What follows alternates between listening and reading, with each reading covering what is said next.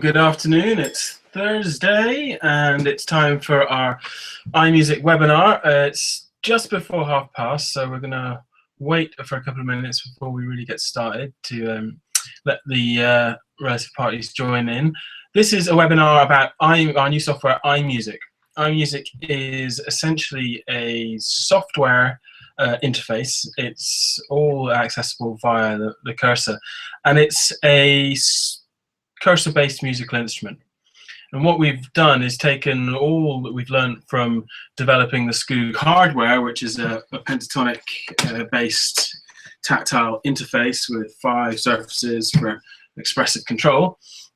And we've taken that and we've built that into an interface that was originally targeted at individuals using eyegaze, but using cursor as the primary means of playing sound in the software means it's actually open to all kinds of alternative input devices.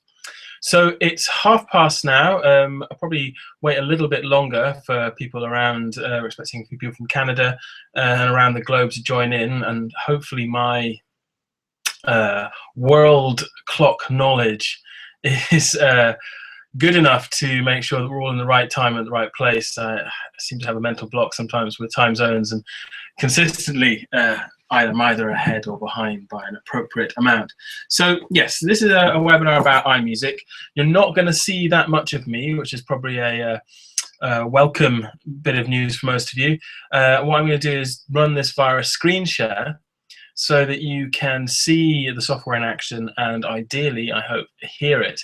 Now, one thing that will be as not an issue, but one factor in the webinar is that when I'm running the software as a screen share, the iMusic software is a whole screen takeover. So it occupies the full screen. I can't access anything else whilst I have it in full screen mode to use it. And as such, I won't be able to see any kind of questions or hands up. So hello there, that's we've got one viewer now, so that's good. Waiting for a couple more. But I'm just going to get started. I was just explaining that this is a webinar about iMusic, which is our new cursor-based software interface for playing music.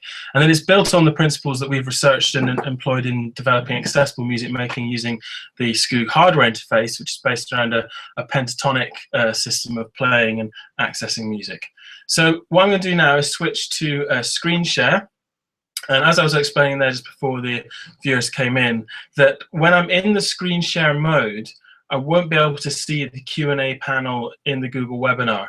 So what I'll do is I'll do a section and I'll pause and then I'll close the software down so that I can come back and access the question and answer panel just so that I can see if there are any specific questions. But hopefully I'll be able to cover most of the information reasonably promptly, and you can all know what it is about and how to use it. So I'm going to go into screen share mode now. Screen share. I'm going to share my whole desktop. Start screen share. There we go. And now I'm going to move that to the side. Get rid of those chaps. And in order to test the software beforehand, I already have it running. So I'm just going to move into a full screen mode. And here is the iMusic software. So this is the main screen, which has all of the setup tabs on it. I'm not actually going to be using an eyegaze interface. Hopefully the sound will hold up on the sound card. Sometimes with these webinars it gets a little bit distorted. I'm actually, because I'm running this webinar today on my MacBook and I don't have an eyegaze interface for the MacBook. We normally use a PCI Go on our HP laptop, but that's being appropriated for some development at the moment. But I'm going to use a trackpad with the mouse. So this is the main screen. Now, first thing to notice about iMusic is that down here is an information button. And if I dwell over that, and very importantly, the software is, all of the setup is done via dwell to click, and you can adjust the dwell to click settings independently within the software from your actual eyegaze setup. It won't actually, if you can adjust it in the software to suit the software, but it won't then change your settings for your whole computer. So it just gives you an additional adjustment. So if I dwell on the information button, you can see it pops up a text bubble over all the different items in the software. So here we've got enter exit full screen. This is actually an information tab. This goes to the audio page, closing the program, user preferences, choosing notes, select sound effects, changing audio drivers, going to the Skoog settings page. That's if you want to integrate it with our hardware, and the instrument page. So we can go over to the instrument, and here it shows you all the different instruments you've got. Now, the first important bit of information would be, let's navigate back to the main page, that in the demo version of the software, which is freely available, and it's not time limited, but it is feature limited. And in the demo version, you can only access 2 of the instruments, and you can't adjust the notes to the scales to any great degree. So essentially, let's turn, and you also can't interface with the playing of the software whilst it's in the information mode. So if I then dwell on that, we're back in playing mode, and now hopefully you can hear that. I'm aware that it is quite faint, but it's just the way the audio set is computer. I'm routing it through a few different patches, but this is playing a flute, sound card, with some effects on it.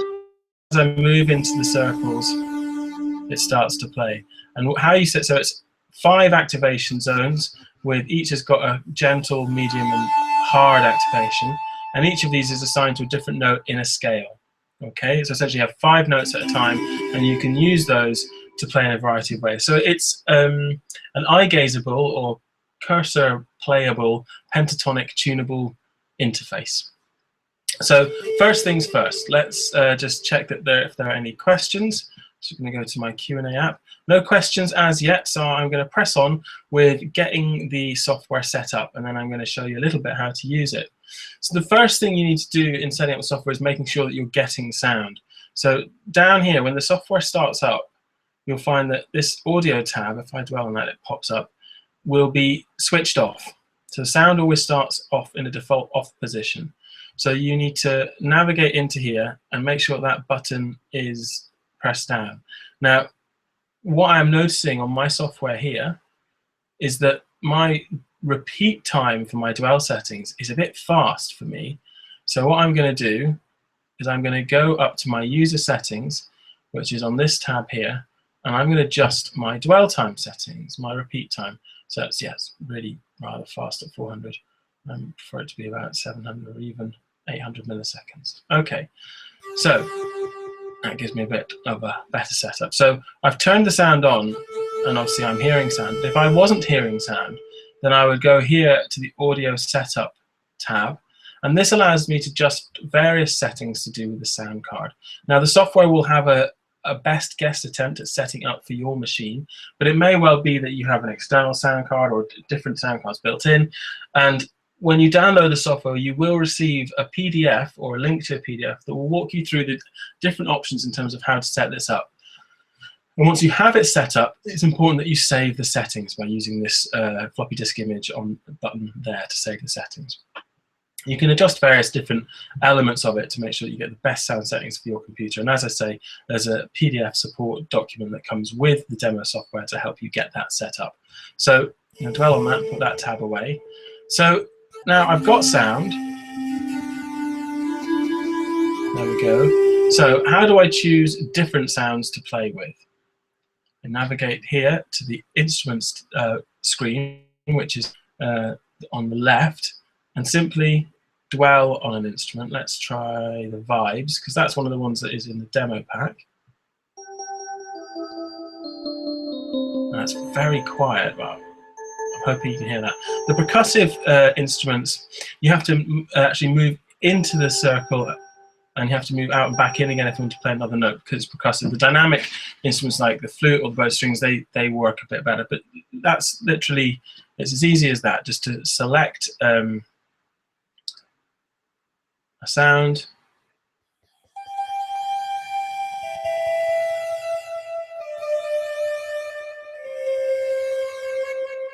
and then use the screen player to play. Now, importantly, although my system is sort of holding up just now, On a majority of systems, there will be a bit of a lag if you have all of these menus, etc., up whilst you're trying to use the playing interface. And we've built in a guided access mode, which hides all the user setup tabs, and that's simply accessed by pressing H on the keyboard, and that will toggle into a sort of safe playing mode.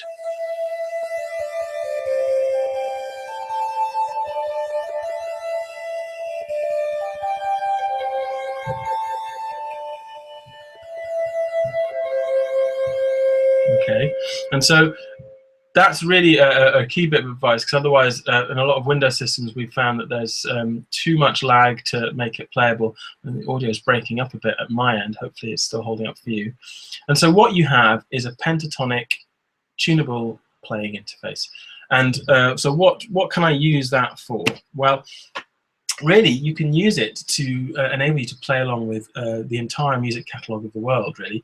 It's yes, it's a kind of restricted interface, but what it enables you to do, and what we truly believe, is freeing up people's intrinsic musicality, enabling them to improvise and play. You can do more advanced things with this in terms of tuning it to very specific scales for parts and particular melodies, but really it's about trying to enable people to create their own music or play with music that they love, and use and help us grow the use of the interface as well. So in terms of tuning it to a particular scale, we do that using this menu here. So here you can see I can choose a different tonic, so C, C sharp, D, etc. I'm going to go back to C. Now these options for choosing the different octaves, different modes, and also different preset scales like Eastern and harmonic scales are not available to be adjusted in the demo version. You can only move around this particular cycle of fifths here, which is a kind of quick, again, a quick way of changing scales in a progression that's going to hopefully provide a high degree of playability and interactivity. So just shift back to C major there. So that's how you set the scales. And also, where we've built this is that if you wanted to and you had a system that would support it, you could adjust the scales as you were playing by having the tab open whilst you're playing. Okay. This is an effects tab for adding different effects.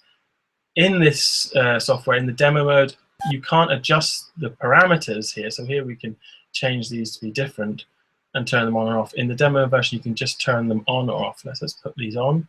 And it just gives me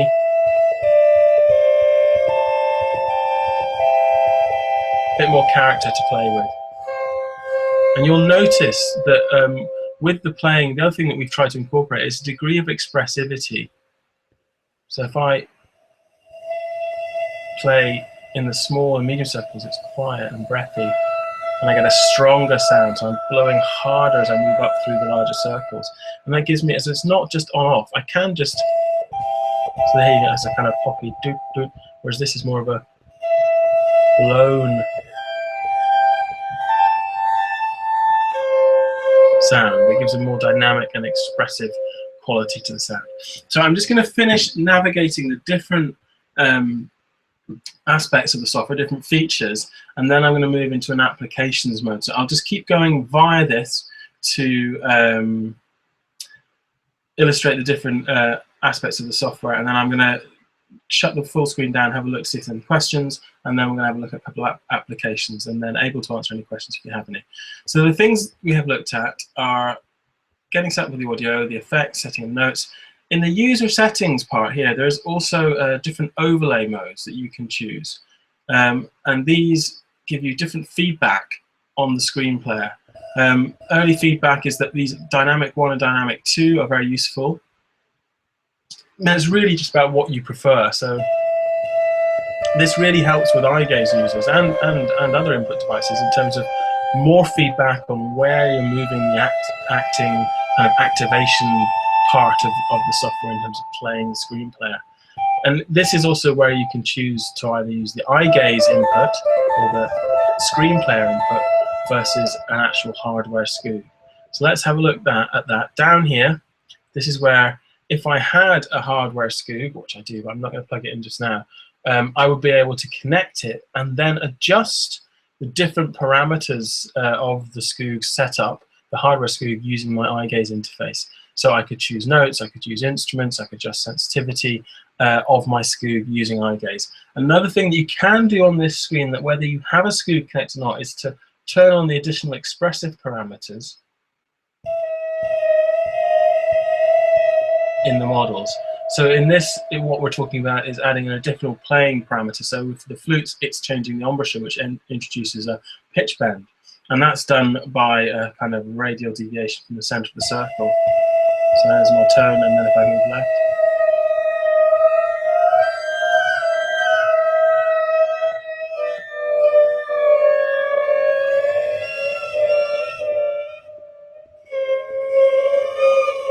It's quite like whale music, really.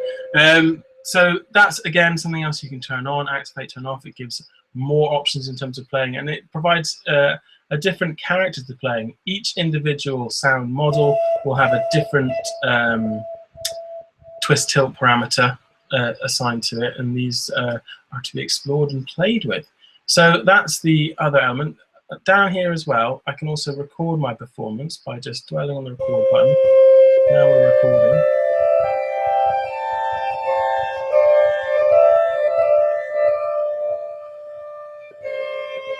Okay. Now I'm going to press stop. There we go. And now if I navigate up here, I can see my recording,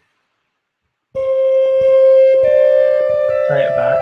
Seems to be some issue in the actual graphics being drawn here, but the sound sounds good, and I can save that and export it and listen to it elsewhere. Okay, let's go back down. So that's really all there is to iMusic in a way. It's quite a simple piece of software, but I think very powerful in terms of the range of adjustability you have in the scales that you can assign to the interface, and the different parameters in the physical models, the effects. All of these go towards making quite a rewarding experience. So let me just come out of the software, check if there are any questions. There's no specific questions as yet in the Q&A panel, but do remember you can type things up there if you wish. So what I'm going to do now is I'm going to just demonstrate quickly how you are able to. So obviously you could set it up and tune it to work with a particular composition, piece of music, or to create a piece of music yourself, you know, to work with. Any group activity that you're doing with a class or a group, if you wish to include an eyegaze or alternate input device user of computing in that group, then as long as you tune this to the relative scale or pitch that you're working in with the rest of the students or as a group, then this user will be able to play with those students. And they may have it is a limited palette in terms of reducing it to a pentatonic scale in terms of what they can play with, but they will be able to play with that, and they will have control over that, and they'll be able to express themselves through that. And it's something we've worked effectively, we have worked effectively with over the years, and it's a really powerful tool.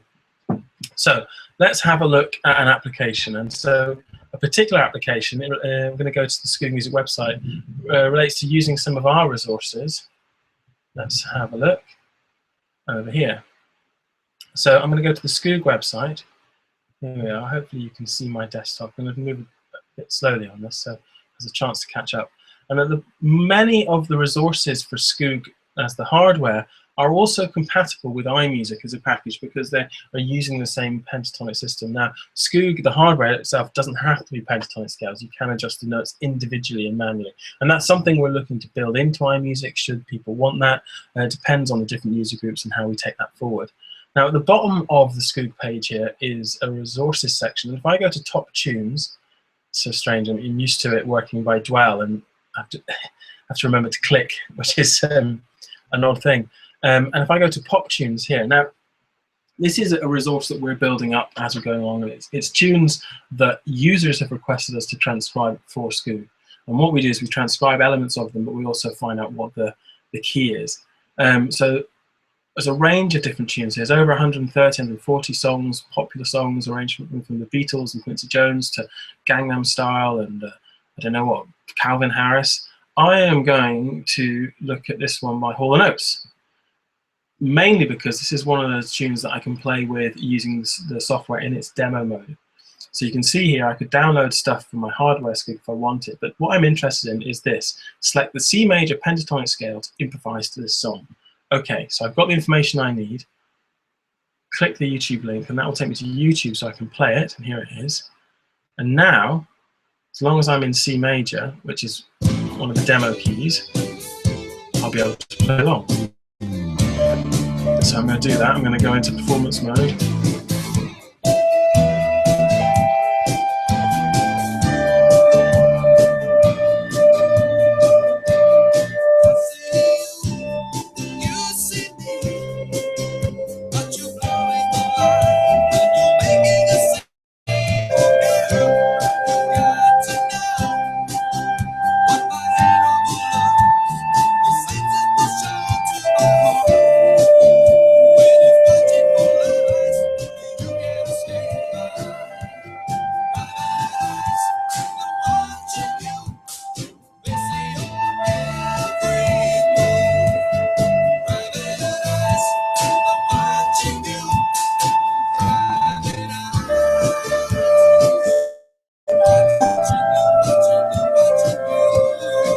So there you go. I'm freely able to play along with the tune, start creating my own parts. I can record that, do all kinds of stuff, and that really, I think, represents in a nutshell how you can use this, and particularly how it can be used in schools and classes to enable eyegaze users or people using alternate input devices to start enjoying creating their own music, playing with music they love, or if you were lucky to have all the notes in your school, you could play with them, or they could just be the other students in the class playing a piece of music or playing with another piece of music. And as long as we tune the iMusic software appropriately, then we're able to use it to engage that user and allow them to play with us and make music.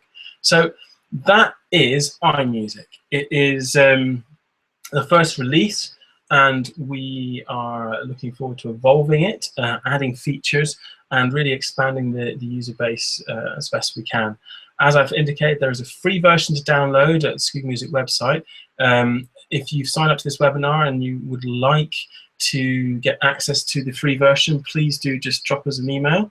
I'm going to move out of screen share mode now, and I'm going to go back to camera, hopefully.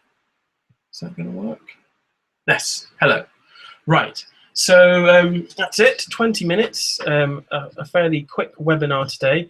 I don't know whether there are any questions on the viewer side. If you do have, please submit them via the Q&A app.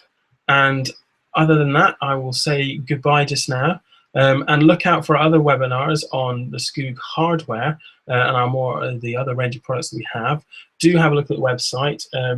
Got currently Skoog One, tried and tested and out there for 4 or 5 years, been making a real impact in inclusive and accessible music making.